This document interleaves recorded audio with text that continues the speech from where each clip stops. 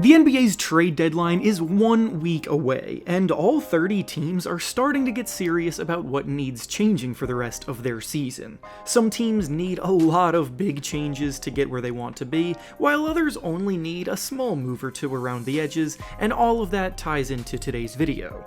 In today's video and tomorrow's video, I will be going through all 30 NBA teams in the league, picking out the one player from each group that is either most likely to be traded or just needs to be traded to help everyone involved. In this video, we'll be going through the teams in the Eastern Conference, and then tomorrow we'll finish it up by going through the teams in the West. Before we start though, it turns out a good amount of you watching right now aren't even subscribed to the channel, so if you enjoy the content, consider hitting the subscribe button, as not only does it help out a ton, but it also very much appreciate it. Now with that being said, let's begin. Going in alphabetical order, we'll start with the Atlanta Hawks, and the player they need to trade the most before the deadline is Dejounte Murray. The fact of the matter is that the Dejounte Murray plan has failed. When they traded for him 2 years ago, there was hope that this core could be a group that makes some real noise in the playoffs, with deep playoff runs, but instead they're sitting in 11th place in the East standings, with a future that looks pretty bleak unless change is made. Murray is very available on the trade market according to reports, and is obviously going to draw a ton of interest from teams in need of playmaking, so whoever comes with the strongest offer will likely land him as long as the return gets the Hawks some pieces that actually fit.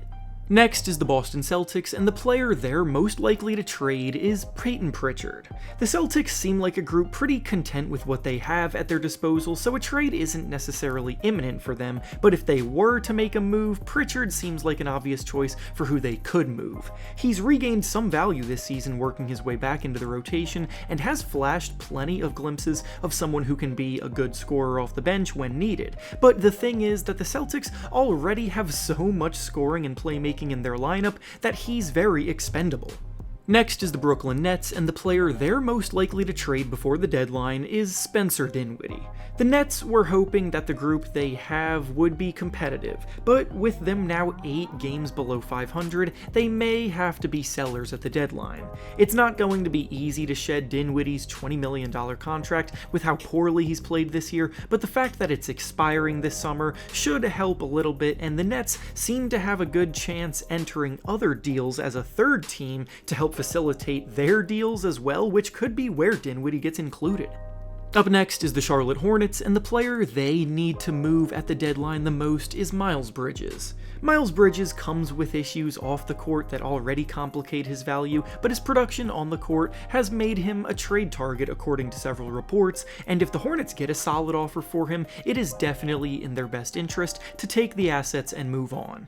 Bridges does have the right to veto any trade because of the fact that he would lose his bird rights if he were to be traded, but if a contender were to strike a deal, the likelihood of him vetoing it seems very slim.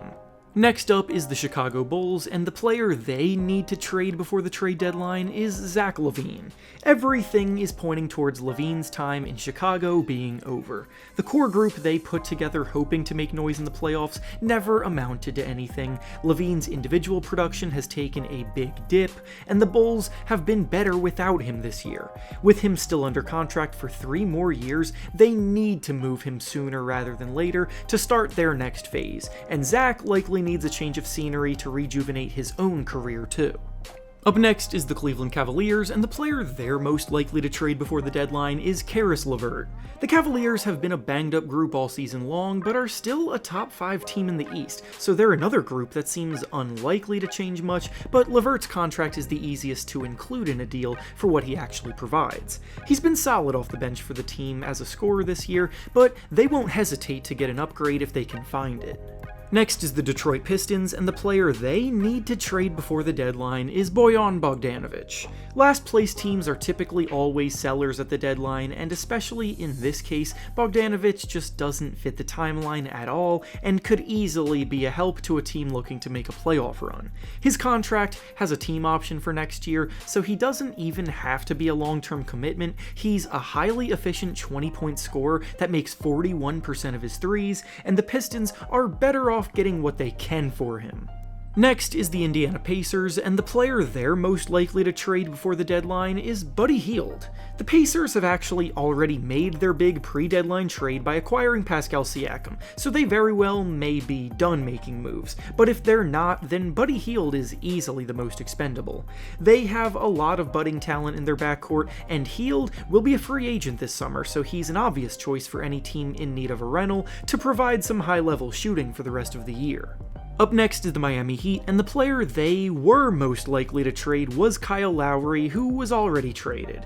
Lowry was always going to be the domino that fell for this team, and I know having him as the pick here is a cop-out, but they, like the Pacers, have already made their big pre-deadline trade, moving Lowry for Terry Rozier, and I don't see them moving anybody else between now and then. Next is the Milwaukee Bucks, and the player they're most likely to move is Pat Connaughton. The Bucks have historically been pretty active at the trade deadline, making trades around this time in 4 of the last 5 seasons, but this time around, they seem pretty set with what they have. If they do decide to search for an upgrade somewhere, then Connaughton and his $9 million salary will likely be needed in any offer they make in order to make the money work, so while he's served them well for years, he could be the odd man out. Up next is the New York Knicks, and the player they're most likely to trade before the deadline is Evan Fournier. The Knicks are another team that has already made its big acquisition of the year, bringing in OG Anunoby, so anything else done will be fringe on the margins. Fournier has been very vocal about his willingness to be moved, but he and the organization have been in a bit of a standoff, so the hope is that the saga can finally come to an end before the trade deadline, because Fournier isn't playing at all for them, and he clearly wants to get back out on the court. Next is the Orlando Magic, and the player they're most likely to trade before the deadline is Markelle Fultz. The Magic have finally started to take a leap, but it has unfortunately come without Fultz's services for most of the season, as he has been plagued by injuries. He is back now and has worked his way back into the rotation, but it's never been more clear that he is expendable, with Jalen Suggs finally breaking out and Cole Anthony handling the sixth man playmaking duties.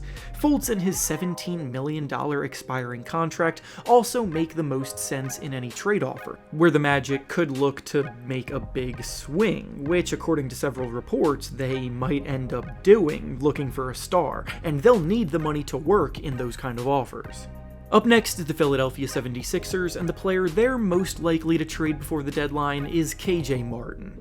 I would have liked to have made Tobias Harris the pick here, but with his contract now set to expire this summer, it seems confirmed that they plan to see things out with him and then open up some cap space in the summer. KJ Martin is a young explosive athlete who has showed a lot of good things in his time in Houston, but has not been able to break into the Sixers rotation consistently with such a deep front court, so if another team is intrigued with his athleticism and motor, then the price to get him doesn't seem that high. Next up is the Toronto Raptors, and the player they're most likely to trade before the deadline is Bruce Brown. Bruce Brown just got to Toronto as a result of the Pascal Siakam trade, and he might not want to settle in quite yet to his new home. Brown's value to last year's Nuggets team that won a championship has not gone unnoticed by contenders this year, and he is drawing plenty of interest as the deadline approaches. He's a stout perimeter defender who can serve as a secondary ball handler and playmaker in big moments, and makes any team that he is on better. And finally, the last team in the East is the Washington Wizards, and the player they're most likely to trade before the deadline is Tyus Jones. Again, teams at the bottom of the standings are typically sellers when it comes to their valuable veteran talent, and Tyus Jones is as reliable of a point guard as they come to add to a playoff rotation. He's a smart floor general that makes the right plays for those around him and scores the ball efficiently, and any team in need of a ball handler for the final stretch of the season should definitely see his value. And with that being said, that's all I have for you today. Make sure to like the video, subscribe to the channel, and comment down below who you think is about to get traded. Thanks for watching, and I'll see you all next time.